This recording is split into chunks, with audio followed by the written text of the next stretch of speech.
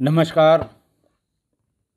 आज मैं फिर आपको क्राइम की एक और घटना बता रहा हूँ, जो उसी दरमियान की है जब मैं डीआईजी रेंज बरेली हुआ करता था। बात 4 मार्च 2019 की है। समय था दोपहर का 2:30 बजे। थाना था कोतवाली, जनपद बदायूं। मोहल्ला हकीमगंज, दरगाह रोड, बदायूं शहर की रहने वाली साबरा बेगम, वाइफ ऑफ इकबाल हुसैन, थाने पर आईं। इंस्पेक्टर इंचार्ज जो कोतवाली के थे, एसएचओ जिन्हें कहते हैं, ओंकार सिंह, वो थाने पर मौजूद थे। अगर किसी ने बदायूं की कोतवाली की बिल्डिंग देखी है तो बहुत ही भव्य इमारत है, अंग्रेज़ों के ज़माने की बनाई हुई। कनॉट प्लेस में जो चारों तरफ मोटे मोटे बड़े बड़े खंभे लगे हुए हैं कॉरिडोर में, उसी तरह के खंभे उसकी बिल्डिंग में भी 5 या 6 बरामदे में लगे हुए हैं। बाहर अच्छा सा पोर्च बना हुआ है, उसके भी खंभे उसी तरह कनॉट प्लेस की बिल्डिंग की तरह बने हुए हैं। बहुत ही भव्य इमारत है। थाना कार्यालय एक बड़े हॉल में है जो आजकल की छोटी मोटी अदालत की तरह, जो एसडीएम्स कोर्ट होती हैं, उस तरह देखने में लगता है। बाईं हाथ की तरफ इंस्पेक्टर का रूम है, थानाध्यक्ष का कार्यालय है, और वह भी बहुत ही विशाल बना हुआ है। और ये बिल्डिंग सीमेंट की बनी नहीं है, यानी जो सीमेंटिंग मटेरियल था वो उसमें सीमेंट नहीं है। ये उस ज़माने के सीमेंटिंग मटेरियल छाई यानी राख, चूना, ईंट का पाउडर और बबूल के गोंद के मिक्सचर को बना के उस ज़माने की सभी इमारतें इसी मटेरियल की बनी हैं, और वो भी इसी की बनी हुई है जो आज के सीमेंट से बनी हुई इमारतों से कई गुना मजबूत हैं। कोतवाली, जैसा मैं कह रहा हूँ, जिन जिन ने देखा होगा बदायूं की शहर कोतवाली, कितनी खूबसूरत आज भी लगती है, और उसका कोई हिस्सा गिरा या टूटा हुआ नहीं है। अगर आप भीतर जाएं, कहीं कहीं हॉल में या कमरे में जो पुराने प्लास्टर हैं वो उखड़े हुए मिलेंगे, तो आप देखेंगे कि उनका उसमें से जो चूना या छाई या राख वो झड़ती हुई आपको दिखाई देगी इंस्पेक्टर ओंकार सिंह भी गोरा चिट्टा लंबा भारी बदन का इंस्पेक्टर था। उसका बड़ा रौब था, उसका रुख ही बहुत रोबीला रहता था, और बदायूं शहर के लोग उसे पसंद करते थे। वो अपेक्षाकृत कम बेईमान और पुलिसिंग की समझ रखने वाला इंस्पेक्टर था। पुरानी जो ट्रेडिशनल पुलिसिंग है उसको फॉलो करने वाला इंस्पेक्टर था। साबरा बेगम कोतवाली गेट पर जैसे ही घुसी, बहुत चिघाड़ कर रोने लगी। ओंकार सिंह अपने कक्ष से बाहर आए, उसको अपने कक्ष में बुलाया, बिठाया, महिला कांस्टेबल को बुलाया, उसको पानी पिलाया और उससे पूछा कि अब बताओ क्या बात है। उसने बताया कि उसका बेटा शहनवाज, जिसकी उम्र 20 वर्ष है, रोज की तरह 2 मार्च को कासिम नाम के आदमी के प्लॉट पर बेलदारी का काम करने गया था। बेलदारी कुछ लोगों के लिए नया शब्द होगा, पर बेलदारी उत्तर भारत में एक बहुत ही प्रचलित शब्द है। ये हाफ इंजीनियर होते हैं जो ये बेलदार होते हैं, जो बेलदारी का काम करते हैं, पर ये न तो पढ़े लिखे होते हैं, न इनके पास कोई डिग्री होती है। ये मकान की बुनियाद से लेकर दीवारों की जुड़ाई, चिनाई और उस पर छत डालने तक का काम बेलदार ही करता है। इनके पास कोई कंप्यूटराइज गज़ट नहीं होता। ये लकड़ी की जो चिकनी पट्टियाँ होती हैं, डोरी में बंधा हुआ एक भारी छोटा सा लोहे का तिकोना मटेरियल, जिसको ये ईंट में बांधकर दीवार के बिल्कुल सीधे जाने का आइडिया लगाते हैं कि सीधी जा रही है या कहीं पर टेढ़ी मेढ़ी हो रही है। साबरा ने भी यही बताया कि वो बेलदारी का काम करता था और 2 दिन से वापस नहीं आया है। आज कासिम उसे बुलाने आया, मेरे काम का नुकसान हो रहा है, वो काम पर क्यों नहीं आ रहा है। साबरा ने उसको बताया कि नहीं, वो तो तुम्हारे यहाँ ही काम करने गया था, उसके बाद से नहीं लौटा। ये सुनकर कासिम भी चिंतित हुआ और साबरा बेगम भी चिंतित हुई। कासिम ने अपने मज़दूरों को लगाया और साबरा खुद अपने और मोहल्ले के लोगों को लेकर, और उन्होंने शहनवाज को ढूंढना शुरू किया।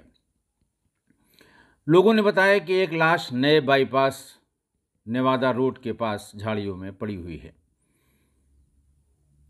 भागकर मां गई और उसने पहचाना कि ये शहनवाज की ही लाश थी। ऐसा लगता है उसका कत्ल कर दिया गया है। इतना सुनते ही ओंकार सिंह ने फ़ौरन FIR किए जाने के आदेश किए और थाने पर क्राइम नंबर 87/19 धारा 302, 201 IPC में FIR लिख ली गई। वायरलेस पर सभी को सूचना भेजने का निर्देश ओंकार सिंह ने थाना कार्यालय को दिया और खुद फोर्स लेकर नए बाईपास नेवादा रोड के लिए साबरा बेगम के साथ निकल पड़े। मौके पर काफ़ी भीड़ भाड़ थी। खाली बैठे लोगों को इकट्ठा होने के लिए कोई वजह चाहिए, चाहे वो लाश की हो, तमाशा हो, मेला हो या एक्सीडेंट हो। भीड़ फौरन अपने आप वहाँ आ जाती है, जबकि इन सब से इस भीड़ का कोई लेना देना, कोई मतलब नहीं होता। इंस्पेक्टर ने वहाँ पहुँच के भीड़ को हटाया, येलो टेप लगाकर भीड़ की हद निश्चित की। चूँकि बीच शहर का मामला था, इसलिए फील्ड यूनिट और डॉग स्क्वाड, बाकी टीमें भी बहुत जल्दी मौके पर पहुंच गईं। डॉग मौके से सीधे मुख्य मार्ग, फिर मुख्य मार्ग से कासिम के प्लाट तक गया, फिर भटक गया। चूँकि डॉग को 2 जगह सड़क क्रॉस करनी पड़ी और सड़क पर पेट्रोल डीजल के वाहनों का बहुत ज़्यादा आना जाना होता है, तो इसलिए वो सब्जेक्ट के स्मेल को सस्टेन नहीं कर पा रहा था, ऐसा हैंडलर ने बताया। और इसी वजह से आगे एक निश्चित जगह जाने के बाद वो भटक जा रहा था। इससे कोई रिजल्ट नहीं निकला और हैंडलर डॉग को लेकर वापस चला गया। जब तक मौके पर CO सिटी और SP सिटी भी आ गए, उन्होंने भी घटनास्थल को देखा। फॉरेंसिक वालों को सिवा ब्लड सैंपल्स और कुछ फुटप्रिंट के वहाँ कोई भी फिजिकल एविडेंस नहीं मिला। सर्विलांस और क्राइम ब्रांच वालों ने मृतक का मोबाइल नंबर, कासिम का मोबाइल नंबर, मृतक की मां का नंबर और 2-3 रिलेवेंट मोबाइल नंबर इकट्ठा किए और वहां से चले गए। शाहनवाज की लाश जब सब चले गए तो उसका पंचायतनामा भरा गया। फिर लाश सील करके चीड़घर यानी पोस्टमार्टम हाउस, और हिंदी में कहीं कहीं शव विच्छेदन गृह भी लिखा रहता है, वहां भेज दी गई। PM रिपोर्ट रात तक थाने पर आ गई। Cause of death due to shock and haemorrhage as a result of antemortem injuries caused by sharp edged object, यानी धारदार हथियार से शरीर पर आई चोटों के कारण सदमे और अत्यधिक रक्तस्राव से मृत्यु का होना पाया गया। शव परिजनों को सुपुर्द कर दिया गया। कफन दफन के इंतजाम के बाद शव को पास के कब्रिस्तान में दफना दिया गया। प्रकरण शहर के बीच का था, सो ओंकार सिंह ने अपने बहुत से संपर्क सूत्रों को इस घटना के अनावरण के लिए लगाया कि पता करो आखिर ये किसने घटना की है और क्यों घटना की है। इसी बीच एक हफ्ते बाद क्राइम ब्रांच और सर्विलांस वालों ने इंस्पेक्टर को फ़ोन किया कि जितने भी मोबाइल नंबर हम वहाँ से ले आए थे उन सब की एनालिसिस कंप्लीट हो गई है। मृतक के मोबाइल नंबर पर 2 लोगों से बहुत ज़्यादा बातचीत हुई है और बातचीत के ट्रेंड से ऐसा लगता है ये दोनों ही लड़कियां या महिलाएं होनी चाहिए। जैसे ही ये नंबर मिले और फिजिकल वेरिफिकेशन का काम शुरू किया गया तो ये दोनों ही महिलाएं नहीं थीं, दोनों ही पुरुष थे। लड़के थे यंग 20-21 साल के। एक का नाम इकबाल था और दूसरा बबलू उर्फ साजिद था। दोनों को मैं मोबाइल फ़ोन के थाने पर लाया गया। ऐसा होते होते करीब 1 महीने बीत गए।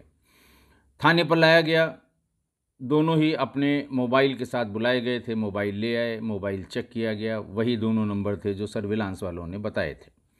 बबलू से पहले पूछताछ शुरू हुई। बबलू ने पहले वही दाएं बाएं वाली बातें बताईं और यही बताता रहा कि मृतक मेरा बहुत अच्छा दोस्त था और हम लोग कभी कभी एक साथ घूमने भी जाते थे। उससे जब बात नहीं बनी तो इकबाल को लाया गया। इकबाल से पूछताछ शुरू हुई। उसने भी बताया कि बहुत अच्छा दोस्त था और इतना अच्छा था कि हम लोग एक ही कंस्ट्रक्शन साइट पर ज़्यादातर काम करते थे। हम दोनों घर से खाना ले आते थे और साथ में बांट कर एक दूसरे का खाना दिन में जब लंच का समय होता है तब एक साथ साथ खाते थे। कभी कभी वो बहुत थक जाता था तो मेरे साथ ही मेरे घर पर आ जाता था। वहाँ हम उसको खाना खिलाते थे और वो कभी कभी वहाँ सो भी जाता था। मैं भी उसके यहाँ कभी कभी जाता था। उसकी माँ हम लोगों को खाना बना के खिलाती थी। ये भी बताया कि शहनवाज की माँ मुझे बहुत मानती थी, अपने बेटे की तरह ही मुझे मानती थी, ऐसा इकबाल ने बताया। उससे पूछा गया कि आखिर बबलू बीच में कहाँ से आया, तो उसने कहा साहब बबलू हम दोनों का दोस्त है। वो मोहल्ले की एक दुकान में काम करता है और हम लोग एक दूसरे के घर आते जाते हैं, पर बबलू की बहुत ज़्यादा दोस्ती मृतक से नहीं थी। मृतक बबलू को मेरी वजह से जानता था और उसकी दोस्ती भी मेरी वजह से थी। काफ़ी देर तक जब इकबाल ग्रामोफोन पर सुई अटक जाने वाली हरकत करता रहा तो फिर वही बात रिपीट करता रहा, तो पुलिस का धैर्य जवाब दे गया और अच्छी वाली पूछताछ नैसर्गिक रूप से अपने आप शुरू हो गई। धीरे धीरे बहुत अच्छी वाली बात तक ये तब्दील हो गई और थोड़ी देर में इकबाल बेहोश हो गया। अफरा तफरी मच गई, पानी वानी डाला गया, कोई फ़र्क नहीं पड़ा। डॉक्टर बुलाए गए और डॉक्टर ने कहा कि कोई बात नहीं है, कोई सीरियस बात नहीं है, शॉक में चला गया है। एक आध इंजेक्शन दिया और फिर करीब 1 घंटे बाद वो उठकर बैठ गया। उठकर बैठते ही उसने कहा कि साहब आप मुझे हाथ मत लगाइए, अब मुझे कुछ मत करिए, मैं सब बताता हूँ। उसने बताया कि मृतक जब मेरे घर पर रात में कभी कभी रुक जाता था तो मेरी बहन से वो चोरी चोरी बात करता था, लेकिन ये बात मुझे पता नहीं थी क्योंकि मैं मोबाइल को बिस्तर पर रख के सो जाता था और वो मेरे ही मोबाइल से, क्योंकि उसके पास कोई मोबाइल नहीं था। इकबाल ने बताया कि मेरी बहन के पास कोई मोबाइल नहीं था अलग से, मेरी ही मोबाइल से रात में वो कभी कभी बात किया करती थी। मुझे एक दिन बबलू ने बताया कि शहनवाज को घर में मत घुसाया करो। मैं उसका इशारा समझ गया था। मैंने शहनवाज को घर में बुलाना बंद कर दिया और उसके बाद से जब से बबलू ने बताया तब से मैं फ़ोन अपने तकिए के नीचे रख कर सोने लगा। एक रात मैंने नोटिस किया कि मेरे सो जाने के बाद मेरी सिस्टर की, मेरी बहन की बहुत धीरे धीरे से फुसफुसाहट जैसी आवाज़ आ रही थी और लग रहा था वो किसी से बात कर रही है। मेरे कान खड़े हुए, मैं निगाह तो रख ही रहा था और मैं फ़ौरन भीतर की तरफ गया और उसे देखा कि वो फ़ोन पर किसी से बात कर रही है। मैंने वो फ़ोन छीन लिया। मैंने पूछा किसका फ़ोन है? उसने कहा कि मेरी एक सहेली ने मुझे फ़ोन दिया है, मैं उसी से बात कर रही हूँ। फिर उसके बाद मैंने उसे कई थप्पड़ मार दिए। मारने के बाद मैंने पूछा आप सही से बताओ किसका फ़ोन है? तो उसने कहा कि अभी 3-4 दिन पहले ये फ़ोन मुझे शहनवाज ने दिया है। वो सामान्य कीपैड वाला फ़ोन था, लेकिन तब भी 2-3 हज़ार से कम का नहीं रहा होगा, 2000 तक का रहा होगा। तुरंत इकबाल की समझ में आ गया कि ये उसी का दिया होगा, क्योंकि अभी कुछ ही दिन पहले, हफ्ते 10 दिन पहले ही जब मैं उसके घर खाना खाने गया था तो उसकी माँ पूछ रही थी कि क्या बात है आजकल पैसे कम मिलते हैं क्या बेलदारी के, क्योंकि वो घर पर पैसा बिल्कुल नहीं देता और ये कहता है कि पैसे कम मिल रहे हैं। तो मैंने उसे बताया था नहीं, जितने पैसे पहले मिलते थे उतने ही मिल रहे हैं, तो कहीं और इकट्ठा कर रहा होगा, वो बैंक में डाल रहा होगा, आप पूछिए उससे, वो बताएगा। जैसे ही वो फ़ोन देखकर अपनी बहन के पास उसे थप्पड़ मारने के बाद उसे बिल्कुल अंदाज़ हो गया कि ज़रूर उसी ने दिया होगा, क्योंकि उसकी माँ भी शिकायत कर रही थी कि पैसा घर पे नहीं दे रहा है, तो उसी ने ये पैसा रोज़ रोज़ की मजदूरी का बचा के इसे फ़ोन दिया होगा। क्योंकि मैं अपना फ़ोन अपने तकिया के नीचे रख कर सो जाता हूँ, तकिए के नीचे से कोई भी निकालेगा मुझे पता लग जाएगा। इकबाल ने कहा कि जैसे ही वो उसने बताया कि ये उसने दिलाया है, मेरा शक पुख्ता हो गया। और बबलू रोज़ शहनवाज की कोई न कोई शिकायत मुझसे किया करता था। रोज़ कुछ न कुछ कि आज वो वहाँ गया था, आज वो वहाँ गया था, आज वो ये खरीद रहा था, किसको दिया था, तुम पता करो। इस तरह की शिकायतें बबलू रोज़ रोज़ कहा करता था। और जब मैंने ये हरकत अपनी सिस्टर की देखी तो अगले दिन मैंने बबलू से कहा कि तुम सही कहते थे, शाहनवाज बहुत कमीना आदमी है।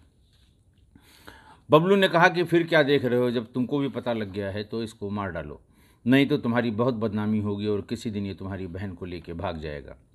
उसी दिन शाम को मैंने बबलू को बुलवा लिया कि जब काम ख़त्म हो जाए इस प्लॉट का तो उस समय तुम आ जाना। प्लॉट का काम ख़त्म होते ही मैंने शहनवाज से कहा कि आज हम लोग कहीं बाहर जाकर बिरयानी खाते हैं। वो फ़ौरन राज़ी हो गया। हम वहाँ से चल दिए, पैदल ही जा रहे थे, मैं, बबलू और शहनवाज। जैसे ही हम लोग बाईपास पर नेवादा के आसपास पहुँचे, बबलू ने उसके पेट में चाकू मार दिया। वो वहीं गिर पड़ा और जब वो गिर पड़ा उसके मुंह से ज़ोर से आवाज़ निकालने की कोशिश की, मैंने उसका मुंह दबा दिया। ऐसा इकबाल ने बताया कि मैंने मुंह दबा दिया और इस बीच में कल्लू ने ताबड़तोड़ कई बार उसके पेट पे, सीने पे करने शुरू कर दिए। 5 मिनट बाद ही वो ठंडा हो गया उसे उठाकर सड़क के किनारे झाड़ियों में फेंक दिया और हम लोग अपने घर को वापस आ गए। इतनी बात बताने के बाद सब लोग धैर्य से सुन रहे थे। फिर इनको लगा कि देखिए बबलू इतना बदमाश है, इतना हरामी है, और इसने एक शब्द नहीं बताया। इकबाल ने सारी बात बता दी। फ़ौरन बबलू का नंबर आ गया और उससे घटना को वेरीफाई करने के लिए पूछताछ शुरू की गई कि जितना इकबाल ने बताया है उतना ही बताता है कि कुछ 19-20 भी बताता है। और शुरुआत ही उससे अच्छी वाली पूछताछ से हुई, क्योंकि पूरी बात इकबाल बता चुका था। उसने भी फिर जब अच्छी वाली से बहुत अच्छी वाली तक पहुंच गई तो उसने भी तोते की तरह वही घटना बताई जो इकबाल ने बताई थी। उसके अलावा एक बात और भी बताई इस पूछताछ के क्रम में कि वो भी शहनवाज की बहन पे लगा हुआ था। जब भी मौका मिलता था किसी बहाने उसके घर जाके उससे बात करने की कोशिश करता था, लेकिन शहनवाज की बहन उससे बात करना भी या उसकी तरफ देखना भी पसंद नहीं करती थी। ये बात बबलू को बहुत बुरी लगती थी, इसीलिए वो बार बार शिकायत करता था शहनवाज की, और वो चाहता था कि इकबाल उसे मार दे, और जब इकबाल उसे मार देगा तब उसका रास्ता साफ हो जाएगा। 5 मई को दोनों बबलू और इकबाल को गिरफ्तार करके जेल भेज दिया गया। सारे साक्ष्यों, सबूतों, फोटोग्राफ, कॉल डिटेल, नंबर्स, इन सब के साथ 20 मई को चार्जशीट नंबर 130/19 अदालत में दाखिल कर दी गई। आज का क्राइम देखिए, आज के क्राइम में बबलू और इकबाल दोनों ने हत्या की और हत्या के दोषी हैं, इसमें किसी को कोई डाउट नहीं है। पर इकबाल की जवान बहन घर में थी और वह शहनवाज को घर बुलाता था, खाना भी खिलाता था, और कभी कभी शहनवाज उसके घर में सो भी जाता था। मैं पहले भी कई बार घटनाओं के सिलसिले में आपसे जिक्र कर चुका हूँ कि पहले के लोग, बड़े बुज़ुर्ग, कभी भी गैर मर्द को जनान खाने में घुसने की इजाज़त नहीं देते थे। जनान खाने में सिर्फ घर की औरतें, लड़कियां, बच्चियां वही रहती थीं, और गैर मर्द के तो भीतर आने का सवाल ही नहीं उठता। बाहर के लोगों से कतई नहीं मिलने दिया जाता था, और दोस्तों को तो बिल्कुल भीतर आने का कोई मतलब ही नहीं था। लेकिन एक दोस्त को अपने घर में, जहां उसकी जवान बहन भी हो, बार बार उसकी एंट्री हो रही थी, और फिर यही उस दोस्त की हत्या का कारण बना। कल्लू ने इकबाल का सहारा लिया, और एक नाकाम या हारा हुआ आशिक जो भी सोच सकता था वो उसने सोचा और वही किया, और यही वजह है कि ये दोनों आज जेल में हैं, अपने ट्रायल का इंतज़ार कर रहे हैं। आशा है आप मेरी बात से सहमत होंगे। अगर नहीं हैं तो अपनी राय दीजिएगा। आज के लिए बस इतना ही। बहुत बहुत धन्यवाद।